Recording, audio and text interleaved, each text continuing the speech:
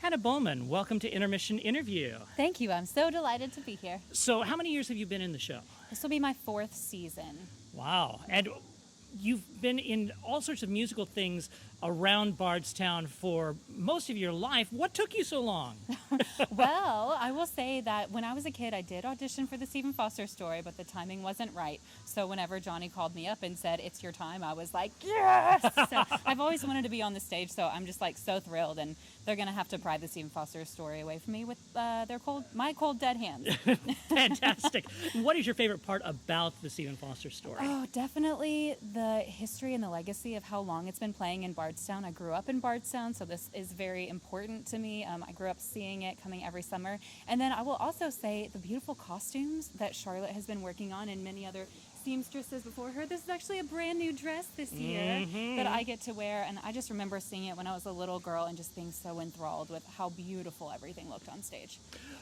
What is your favorite song in the show? Oh, man. Well, to sing, it would definitely be the Act 1 overture because you get like just a little bit of everything. But I will say to listen to, I'm a huge fan of Jeannie with the light brown hair, especially when Stephen sings his "Oh, oh my gosh, melts my heart. Absolutely. Now, how many instruments do you play? Somebody actually asked me this today, and I play the violin and the piano, and then I like piddle around on other instruments, but a couple percussion instruments, cajon. I'm sure I could play the penny whistle if somebody forced me to. And you're in a band or two, or? I am. I'm in a local band here called The Good Folks. We do like acoustic covers of pop hits. I play the cajon and sing a little bit on that, and I'm also in an Irish band called Gilderoy Byrne, and I sing and play the bodhrán, which is an Irish drum. That is fantastic. And you're in The Sound of Music as well, correct? I am. I play Sister Margareta in The Sound of Music, which of course I call her Sister Margarita because she likes to have a good time. Yeah, that's been really, really fun to do.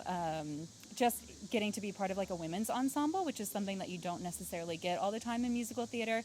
And then of course I get to be the nice nun. Sister Margareta is the nice nun, so I get to smile the whole time, and I'm really rooting for Maria, which is cool. And what is it that you do in Life as We Know It? Well, right now I am getting ready to go to grad school. I'm going to be joining a doctorate program for physical therapy at UK this fall, so I'll have about a week off after the season's over before I start my new life as a physical therapy student. So, yeah, brand new ventures. And you've done a lot of research into the author of the Stephen Foster story, Paul Green. Tell us a bit about that. I have. So before I decided to go to physical therapy school, I was more of a filmmaker and a graphic designer.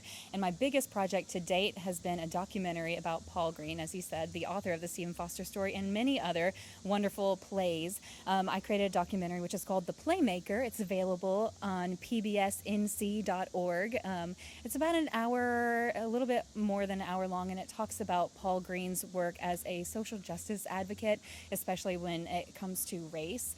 He was a white writer in the South that was writing about the human condition, but in particular the difficult race relations in the South, and he kind of infused his advocacy into his plays and wrote a bunch of folk plays, one-act plays, and as well as 17 outdoor dramas. So it kind of delves into his life and his work.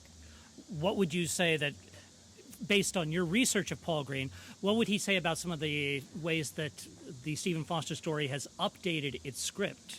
Well, I would say that Paul Green was a very progressive person. Of course, he was writing in the 1920s, but he was way ahead of his time for the 1920s. So I think he'd be really proud to be for his work to have evolved over the years, because he was always pushing the envelope for his time period. And so I think he'd be proud that we are attempting to push the envelope and say some pretty progressive, important things. Very well said. And if you'd like to come see the Stephen Foster story, you can go to stephenfoster.com for tickets. There are also tickets there for The Sound of Music. The show runs through August the 9th, and we'll hope to see you in Bardstown soon. Bye-bye.